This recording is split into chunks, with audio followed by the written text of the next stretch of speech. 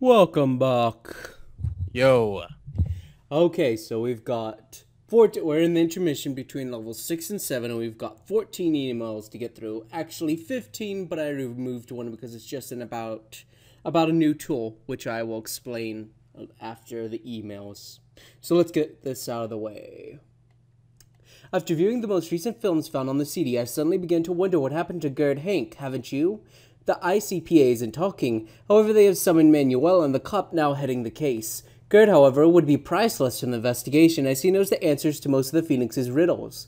From what Gary's told me, my mole at the ICPA, it seems the relationship between Hanks and his superiors was strained, to say the least. He was apparently taken off the case back in July on the grounds he'd gotten no results.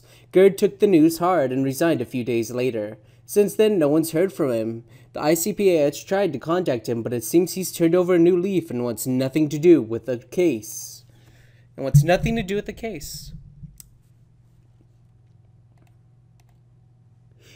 It looks like the spyware is becoming more and more active. I hope my machine can take it. Best, Cliff. Strange, this Newport Tower. In any case, its existence perhaps explains Adrian's trip to the town after leaving New York. Templar relics are rare in the U.S. He must have wanted to take a closer look. Do you know a certain Nadir? The Watcher. That is actually an important email, but I will explain that later. We don't need to worry about that at the moment. The Phoenix must have had an accomplice, and not just an accomplice. Adrian's job was to do his dirty work for him, allowing his face to remain unknown to his victims and, more importantly, those he intended to spare, Jack and Karen. Some investigators have noted how the tone of the Phoenix's correspondence could change at a moment's notice. This dual personality is easily explained. In any case, the Phoenix had no qualms about eliminating his faithful servant. He'll stop at nothing. As for Jessica, if she is still alive, she's surely suffering the worst kind of torture. The Phoenix appears to have reserved a special fate for the one he now calls Isis, enough to send chills up your spine. I'm stubborn and keep bringing the discussion back to my own reoccurring thoughts. Have any of you thought about taking down which letters Adrian circled in the Maritoic alphabet found in the cabin? Even if nobody knows the language, perhaps these letters have some meaning when placed side by side. I'm going to find a Maritoic alphabet on the internet when I have a moment. We know that Adrian betrayed the Phoenix. As long as it was a matter of killing the members of an extremist organization, the crime had a positive function in Adrian's eyes. When the Phoenix began knocking off innocent people in the name of Lord knows what ritual, this clearly had surpassed what his morality could accept. He ran away and tried to warn his sister of the danger awaiting her. Thinking back to the Mokbanok site created by Adrian, I've been mulling over an idea. Based on what I could see, he registered it using an anagram of his name. Adrian clearly helped develop the first CD-ROM. He also clearly began working on the one we have now. The source of the clue slipped into the Mokbana site. And what if Adrian has hidden other clues of information on the internet? Information destined for his sister investigators in charge of deciphering the CD-ROM one day. It's a theory worth checking out. In any case, we've already found an existing site that backs up the hypothesis. Thanks to Gary's tool, I've been putting together the photograms in the films that contain the mysterious lines. My hunter's right. Once assembled, they should reveal a code. Try it. You'll see. Perhaps each CD hides a different code. If we have to line them up together to decipher some hidden thing we're not licked yet. Best, Cliff. Oh God. Hello, I couldn't have said it better when I thought the Phoenix might not be acting alone. The tragic end to Adrian's relationship with the Phoenix leaves us with several questions. How can someone normal end up leaving enormities when in the grip of an especially imaginative individual? Has he succumbed to certain powers of suggestion? Has he found what he's missing and wondering in solitude? His fragility resonates with a powerful need for persuasion. Only the seed of a common theme is necessary to grow and multiply in an argued discourse, abounding with singular details. Each internal phantasm contains an affirmative concept. The accumulation of such details begins to form a more and more coherent image. The complexity of the suggested image gives rise to its objectiveness. Shared delusions have been described by psychiatrists since the 19th century. Bailarger, the mental contagion is always transmitted through the basis of interpretive constructions. Current antipsychotic medicines absorb them quickly and efficiently in the installation phase. An exterior element can sometimes still break the pathological link. Is this what took place with Jessica, or some other even more obscure feminine figure, the mother, who was, let's not forget, the original hypnotizer? When Adrian opened his eyes, the conflict between himself and the Phoenix became at the same time inevitable and impossible. The grip he'd allowed take over him suddenly became intolerable. Adrian and the Phoenix were in agreement as long as the thematic as the thematic of the delirium united them in a rebellion with a powerful anti-paternal convenience against the law, priest, official knowledge, but the Phoenix himself behaved like the tyrannical father whom Adrian attempted to stand up before trying to escape. Once more, the Phoenix snuffed out all feeling in him. Neither father nor son, in his megalomania, could he imagine himself anything other without descendancy in himself ungendered. All men have a grain of madness except you and me, and to tell you the truth, I'm not so sure about you. Thomas Fuller. David Marcus. I found the following info in a guidebook. Sintra's initial impression were religious and spiritual nature. Soon after taking Sintra back from the Moors, Alphonsus Heinriques entrusted the city to the Order of the Temple, putting it under the command of Grand Master Guadalupe Pius in 1157 through 58. Again, Templars. Christine, your hypothesis holds water. I just took a look at the code used to encrypt the films. It appears to have been designed earlier on a separate layer, perhaps without the Phoenix even knowing it. Unless this is a trap, decoding the complete films will surely give us a better picture. Best, Gary. Do you speak Maratoic? The Watcher.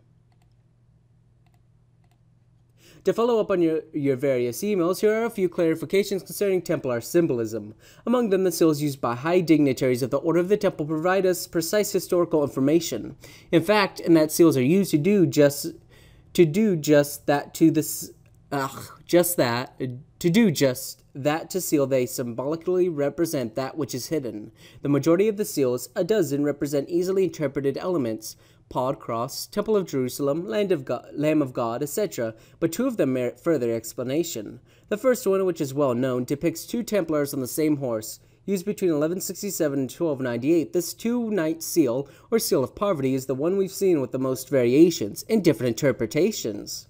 Let's begin with the best known. The two men riding the very same horse represent poverty, of which all Templars took a vow, fraternity and solidarity, two other principles of the order.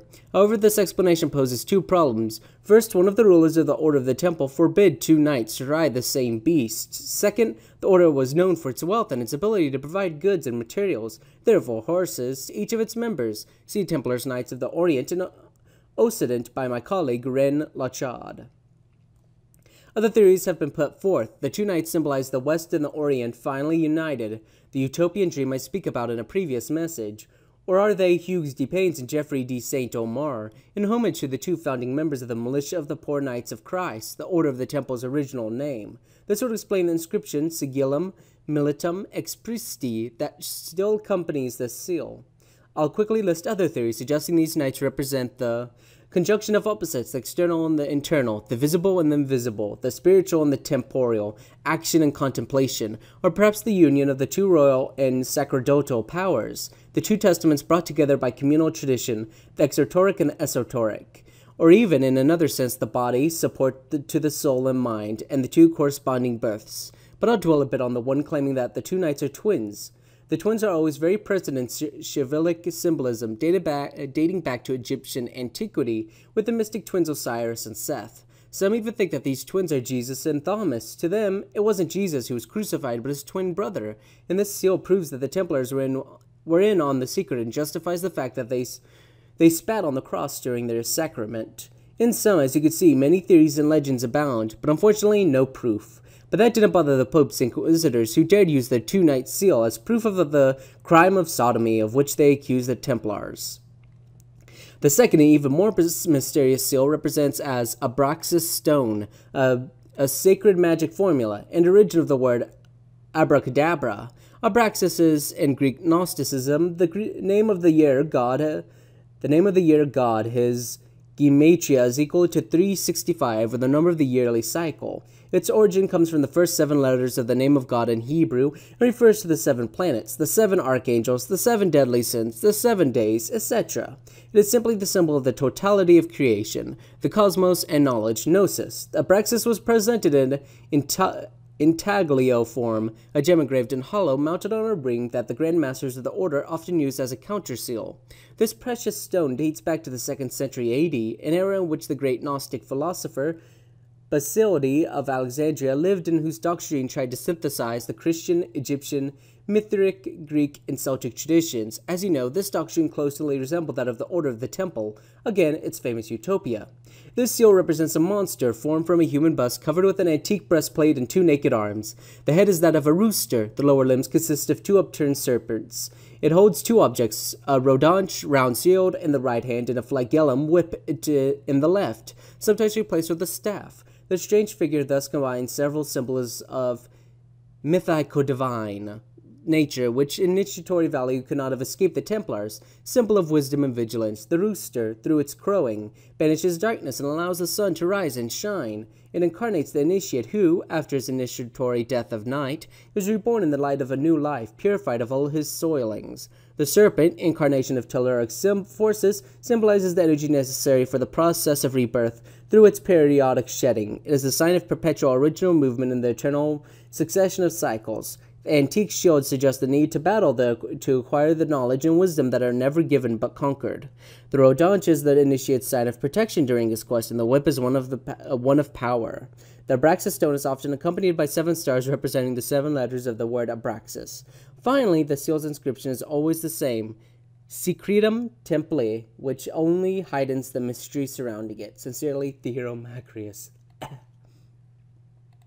And I've managed to completely decompile the code used in the Phoenix's spyware. This allowed me to track him more easily when he connected to your machines. I've managed to crack the firewalls he set up to protect himself on the relay servers. I've almost finished programming the tool that will let us reach his IP address and locate him. Best, Gary. Okay. Well, that took most of this part. Good lord. Okay, well, I can at least start the... I can at least start the CD up.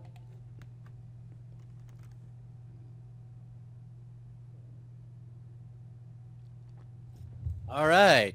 Yep. Finally got through all the emails. Okay, so before we begin, because that will be next part, I'm going to show the new tool, which was basically the drag tool. Basically, you'll pause to each little mark that you've seen throughout the videos. You probably should have seen them by now. I went through behind the scenes because this is fairly annoying. As you can see the image starting to form. We are still missing 2 levels worth of videos, so you can see there's still quite a few blank spots. A little bit, yeah. Okay, so we will see you next part. Next part.